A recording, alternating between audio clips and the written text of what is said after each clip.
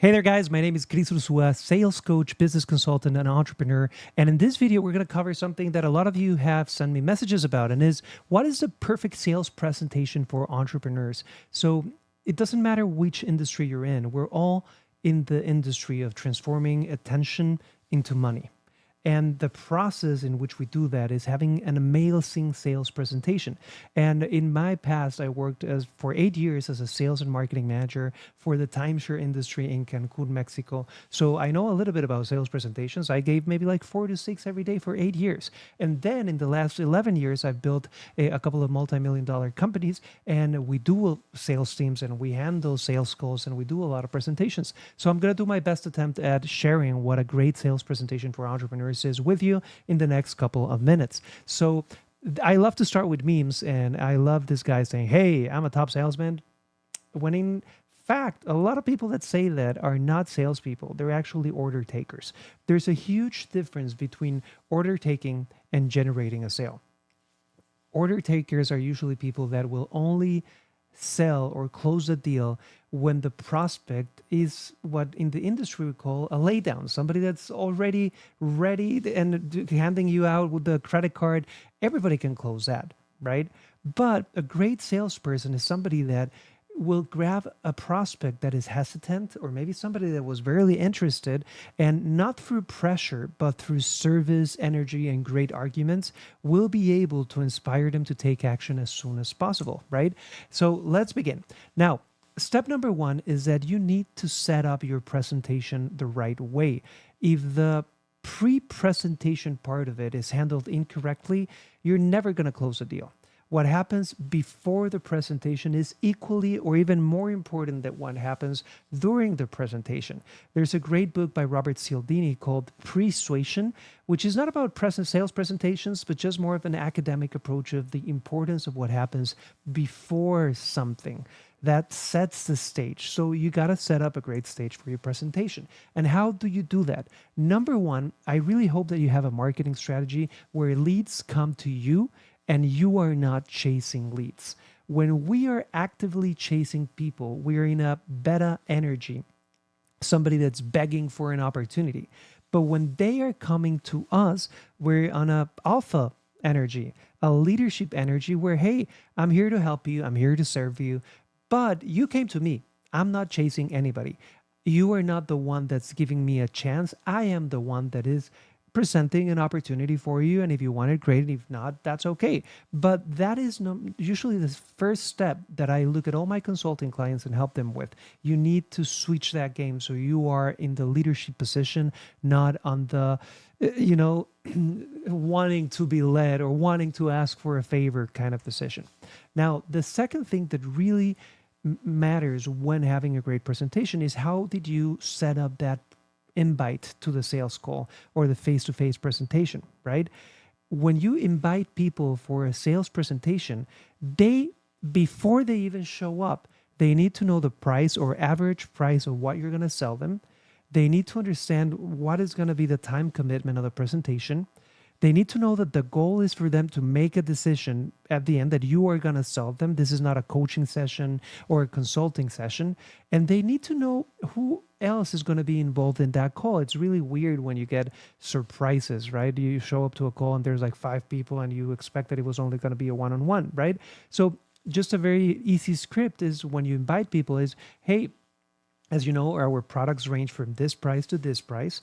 And if you want to know more about it, what we could do is set up a 30-minute call where the goal would be to explain everything about our products to you or services to you, right? And that by the end of it, you're able to make a decision if you want it or not.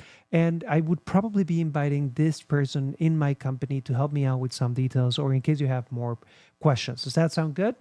If that is your invitation, that is a great setup and you are halfway there. Now, the third thing that you really need to take into consideration when setting up the call is that you have to prepare for the call. Just look sharp. No, what are you wearing? Are you looking decent? What is your background looking like? Did you do a little bit of research on who this prospect is or not? Your personal hygiene. It sounds like something funny to state, but like literally, I've seen a lot of salespeople lose sales because they just don't look sharp. They look tired. they didn't wash their teeth, they had VO or whatever, right? So make sure that you prepare. That's an extremely important part of it. Okay, so now you have 3 tips to set the presentation, set the call. And if you do those 3 things, you're going to be way more successful. Now, what is the best presentation structure that I can give you? And of course, this is a very simple format inside Mass University. In all of our programs, we have a lot of different strategies and more in-depth structures of this. But I think this is good enough for 99% of people out there. So when you sit down via Zoom, online call, or face-to-face, to sell to somebody, step number 1 has to be a rapport. And this is just literally saying, I'm a human, you're a human. Let's connect a little bit before we get into business. Especially in American culture, this is a little bit, people skip this, and they shouldn't. Even if your prospect is a driver or an engineer or very short with you, you always want to have anywhere from 30 seconds to 10 minutes of report. And if you're selling to Latin American cultures, this is a must, guys, right? There's huge statistics of how people in Latin America will respond 10 times better to any type of proposal or demand if you spoke about family for 10 minutes with them before that, right? American culture is a little bit different, but it still applies to an extent. So an example of this, in this scenario, a couple of tips is just be genuinely curious about their world, not just their wallet. Be a nice human being, okay? Second, match their energy and communication style without faking who you are.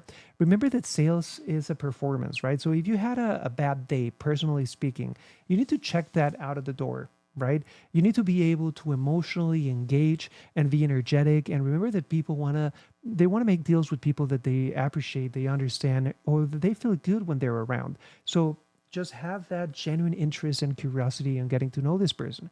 A couple of example questions could be, hey, can you tell me a bit about what you do and who you serve? How do you get started in this business role? What are you most excited about in your business right now? Where are you from? Do you have kids? All the basics, right? Just getting to know people is very important at the beginning of this conversation. And again, it could be anywhere from 1 minute to 10 minutes, depending on your prospect. Now, after you're done with report, step number 2 comes in. And this is the famous discovery part, right? Selling is not a matter of talking. Is more a matter of making the right questions, really listening to what the prospect told you, and then replying with very precise answers or follow-up questions, right? Please believe me when I say this. Selling is not about talking. It's about being a great listener, right? So a couple of tips in this section is you need to ask open questions and let them talk at least 70% of the time. You need to take notes so they feel heard and so you don't miss buying signals. The goal of this discovery section is asking discovery questions to figure out what is the main reason why this person would buy from you today. How will they use your product or service? What are their expectations? What do they want to get solved? What is the pain? If I can't find the pain, there's not going to be a purchase. So I'm just going to make a couple of questions to figure out how can I serve this person. A couple of questions that could be great examples are, where are you right now in terms of, hey, this metric or this result that you want to get? What have you tried so far to improve this and what happened? If we were talking 6-12 months from now, what would need to have changed for you to be happy, right? Just make these questions and listen to the person. And sometimes it's good also to have little follow-up questions like, oh, can you tell me more? Oh, really? Can you explain a little bit more on that? And just after that second question, people will open up a bit more. Now, after we're done with report, we've had the discovery part. Then there's a very small step called the pain or agitating the pain or just making people aware of this pain that they're feeling right now and that they came to you because they know that somehow you can help them solve it or they want to confirm if you can or you can't, right? So the tips in this section would be you need to help them put a real cost, either money, time, or stress, on staying where they are. You don't have to be cruel. You don't have to be manipulative. You just have to be firm and compassionate while exploring consequences. It's very funny, but people numb themselves out to the pains that they're feeling, right? So when we're in a sales presentation because we want to buy a bigger house, because we hate the house that we live in, right? Or we maybe want to buy a marketing service because our business is failing and we need help, people will pretend that they are okay. So in this section, you really just want to make a couple of questions from a genuinely curious place to help them become aware of the pain that they're feeling and what's in line here. Okay, what's the cost of inaction if they don't buy? A couple of questions are, hey, what is the most frustrating part of the situation for you right now?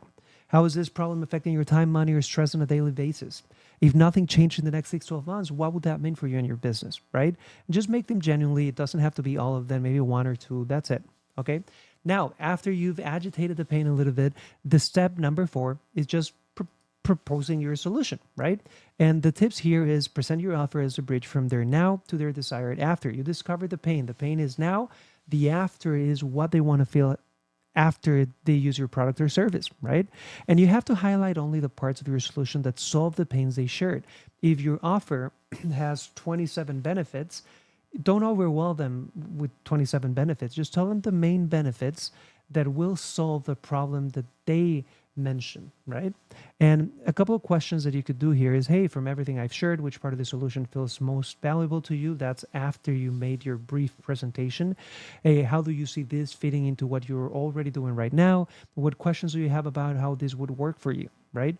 And when you're doing your presentation, try to keep it simple. You want to tell them all of the information they need to know to make a decision, but you don't want to be using technical lingo or words that confuse them or just overwhelming them with 27 bonuses or 37 directions, right? You want to keep it really, really simple, but complete at the same time, if that makes sense, okay? And then after you present the solution, you just go to step number 5, which is a call to action. And believe it or not, more sales are lost because people do not ask for the money than actually because of rejection. So the tips here is just give one clear next step, not 5 confusing options. Just tell them, hey, do you want to purchase right now? Yes or no? How are you going to be paying? Credit card or transfer, right? When can we have the second conversation about this involving your boss or whoever else is a decision maker? Hopefully you had all of the decision makers in the same presentation. Then you state the investment and the action calmly as something normal and expected. Don't get all riled up. Just be very conscious of your emotions when you're saying the price. A lot of people mess up here because you get nervous and you go like, oh, but we also have discounts. No. Just state your price with confidence and the next step if they want to move forward with it, right? Then you could ask a couple of questions like, does this sound like the kind of solution you've been looking for? Would you like to move forward and get started with this today? Which option works best for you, A or B? And those questions could lead into the final call to action, so they pay. And then what happens is that they will either say yes, and you have a new client. They'll say no, and then you'll have to figure out why they said no, okay? Or they'll give you an objection. And then you have to actually, this is where sales actually starts. Everything before this was just a little structure and presenting your offer and understanding the person in front of you. Sales starts when you get an objection, and then you do this little dance of I handle the objection, and then I repeat my call to action. So a couple of tips here is treat objections as questions, not attacks. Just stay curious, not defensive.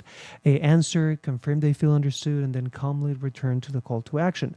A couple of questions that could help you in this part is, what is the main thing making you hesitate about moving forward right now?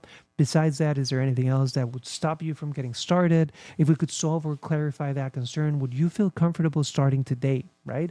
And remember that objections are usually, there's only 2 kinds of objections. The ones that come from human nature, like, let me think about it, I need to talk to my partner about it, etc. Or the ones that come from the nature of your business, like, hey, do you have this car in a red color, right?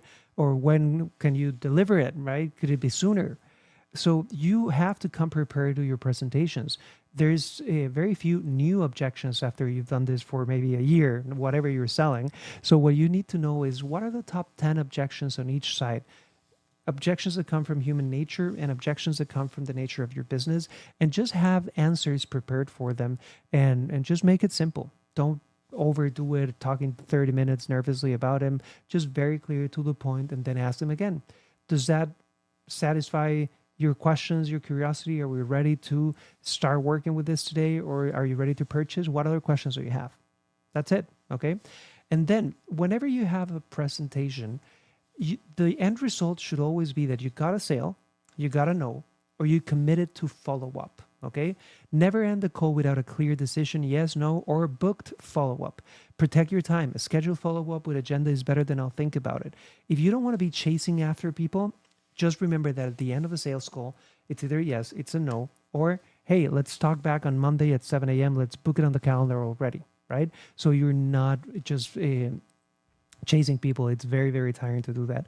So questions that could help you position that is, hey, what feels like the best next step for you? Move forward now, or set up a follow-up to decide when would be a good day and time for us to reconnect and make that final decision. What do you need to review, discuss, or have in place before the next conversation? Okay, so guys, that is it. Please watch this video as many times as possible. What did we learn here? I told you how to set up the presentation, a very good and very complete presentation structure. And again, my name is Chris Ursua. I'm a sales coach, business consultant, entrepreneur, founder of Mass University, the online university for entrepreneurs, where we've had over 1.3 million students in the last decade, and we've helped a lot of people scale their companies. Please subscribe to the channel, reach out to us if you have questions, and we'll see you soon. Ciao, ciao. Thank you.